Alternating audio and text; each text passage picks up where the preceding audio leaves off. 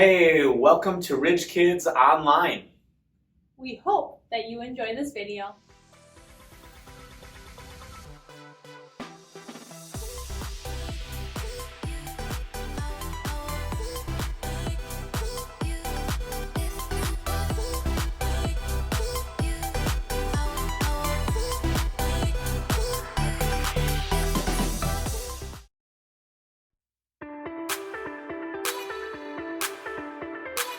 You are above every other. Your love amazes me. You created every beautiful color for everyone to see. I want the world to know, I want my life to show just what your love has done for me.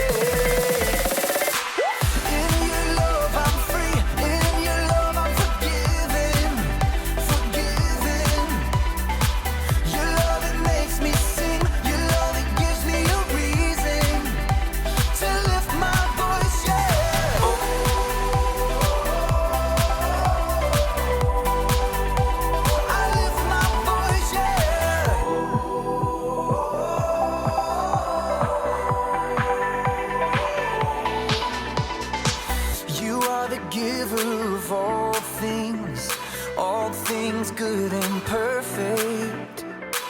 I give you all of my praise, God, 'cause only you deserve it. I want the world to know, I want my life to show just what your love has done for me. In your love I'm free, in your love I'm forgiven, forgiven. Your love, it makes me sing, your love, it gives me a reason to lift my voice, yeah.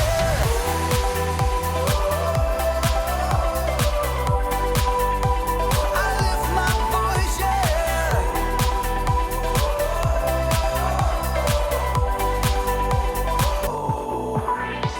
I sing and dance, I clap my hands, I lift my voice, I lift my voice.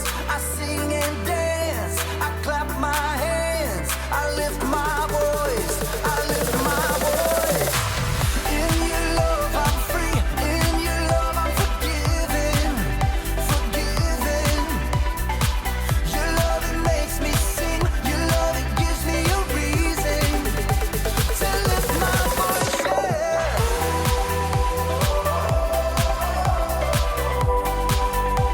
I lift my voice, yeah.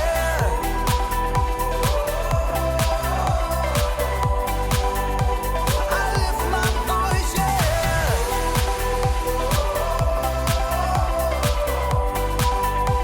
I lift my voice, yeah.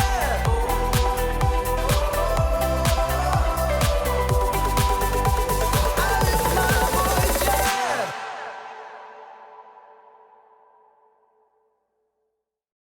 So there. I can't send that. Delete, delete, delete. Oh, hey. Welcome to Story Lab. This week, we're talking about forgiveness while we take a look at the story of someone who found a higher perspective.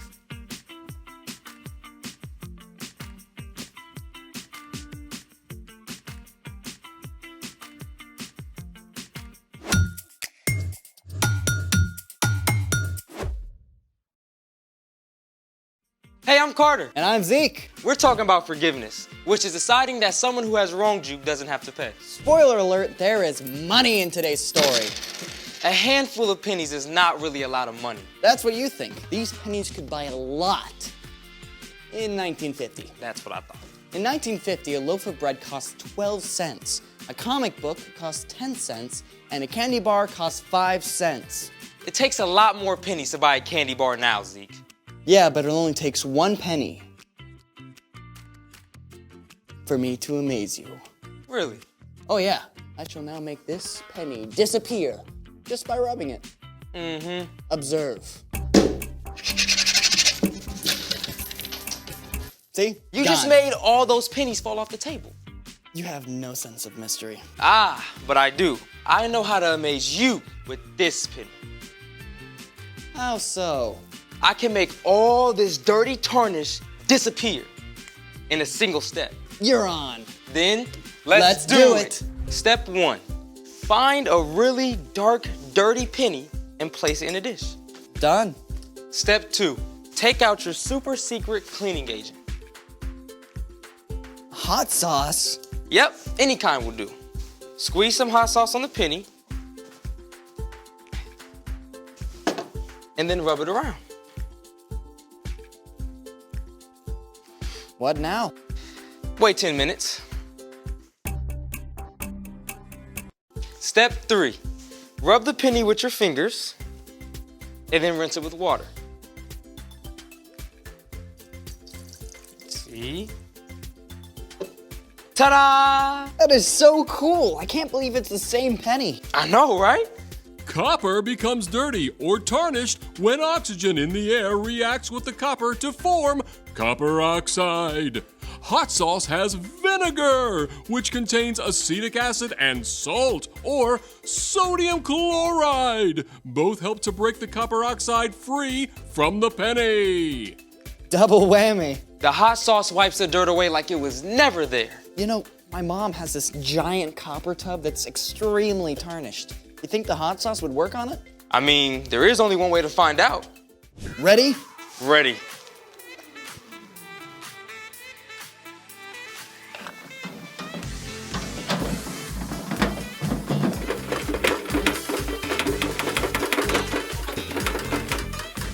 You know, I wonder how this tastes. I don't think you want to taste that, Zeke. Oh, is that a dare? It's a double dare. Okay. Oh, that's not half bad. Oh. Oh. Whoa, that's hot. Oh, that's hot.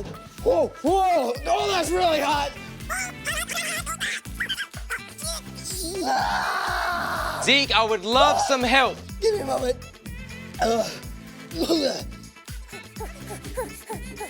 Moment of truth. Moment of truth. It looks so different. It's completely changing it. Speaking of which, it's time for The story before the story. Today, we're in Luke, the 3rd book in the New Testament. But before Luke, in the very beginning, out of a deep, deep love, God made an amazing world. But when people turned away from God, the world was broken. God made a plan to draw people back into relationships. So at the right time, God made a teeny tiny baby to be born in the small town of Bethlehem, God's very own son, Jesus. When Jesus grew up, he began to travel from town to town, teaching and healing. Everywhere Jesus went, big crowds of people pressed in around him. Religious leaders, everyday people, even Roman soldiers, and people who were considered outcasts. Which is where our story starts. Take it away. Hey everyone, I'm Brian. One day, Jesus and his followers passed through the city of Jericho on their way to Jerusalem. As usual, a huge crowd gathered. They pressed in from all sides along the road, hoping to see Jesus, to touch him, to be healed. But one man was stuck on the edge of the crowd, a tax collector named Zacchaeus. Now, we know 3 things about Zacchaeus. He had a really hard to spell name, he had a lot of money, and he was super short, which meant he was basically getting run over by this crowd. Now, okay, you've got to understand about tax collectors, nobody liked them. And to be honest, it was for a good reason. Tax collectors were Jewish people who worked for the Roman government that was ruling over them. So it was like they were working for the enemy. And to make it worse, tax collectors got paid by demanding extra money for themselves. So Zacchaeus had gotten rich by taking money from his neighbors. In spite of all this, Zacchaeus really wanted a chance to see Jesus. Maybe he'd even heard that one of Jesus' own disciples, Matthew, had been a tax collector. Please, could I get through? But no one wanted to give way to the man who had taken their money. Finally, Zacchaeus looked ahead and saw a sycamore tree right at the edge of the road. That's it? Zacchaeus raced ahead to that tree and climbed right up to a sturdy branch that reached out over the road. Best seat in the house. The crowd drew closer and closer until Jesus was right below Zacchaeus. There's just something about him. At that very moment, Jesus looked up. Zacchaeus could feel his heart racing. He could tell that somehow Jesus knew everything about him, all the wrong things he had done, all the lies he had told, and the money he had stolen. Zacchaeus, come down at once. I must stay at your house today. What? Jesus could have been annoyed with Zacchaeus or called him out in front of everyone for the wrong things Zacchaeus had done. But instead, Jesus invited himself over to have dinner with Zacchaeus. Zacchaeus' heart filled with joy as he rushed ahead to prepare his home for Jesus. Jesus, come in! Lots of people had followed. They couldn't believe that Jesus would choose to hang out with somebody who had done so many wrong things. Jesus has gone to be the guest of that sinner. Zacchaeus was filled with gratitude. Jesus loved him and had chosen to forgive him, and Zacchaeus knew he couldn't keep on living his old life. Look, Lord, here and now I give half of what I own to those who are poor. And if I have cheated anybody out of anything, I will pay it back. I will pay back 4 times the amount I took. Today, salvation has come to your house. The Son of Man came to look for the lost and save them. In a single day, Zacchaeus went from outcast to beloved follower of Jesus. His entire life was changed from the inside out. The end. Wow, that's amazing. So Zacchaeus promised to give away half of what he had. Plus 4 times the amount that he cheated out of anyone. That might have been everything he owned. But it didn't matter because Jesus. Jesus had forgiven Zacchaeus completely, even before he asked. So what's our part in the story? Well, forgiveness can change people, starting with you. When you ask God to forgive you of the wrong things you've done, it frees you from carrying around a load of guilt and fear. It frees you to love God and love others. And when you choose to forgive those who have wronged you, it can change them too. Like maybe your little brother borrows your video game without asking and messes it up. You could yell at him, get in a big argument, and stay mad for days. Or you could choose to forgive your brother. Then you don't have to carry that anger. Plus, it could change your brother's heart too and make a way for you to be friends. Forgiving someone does not always mean that they will change, but it opens the door for them to live differently. Like Zacchaeus. Exactly. Sharing God's forgiveness with others is a pretty incredible gift. Sure is. See you next time. So here's the thing. When you forgive others, it can change them. And hot sauce. Hot sauce can change things too. Now you're making me want some hot sauce. Thanks for joining us in the Story Lab. See you next time.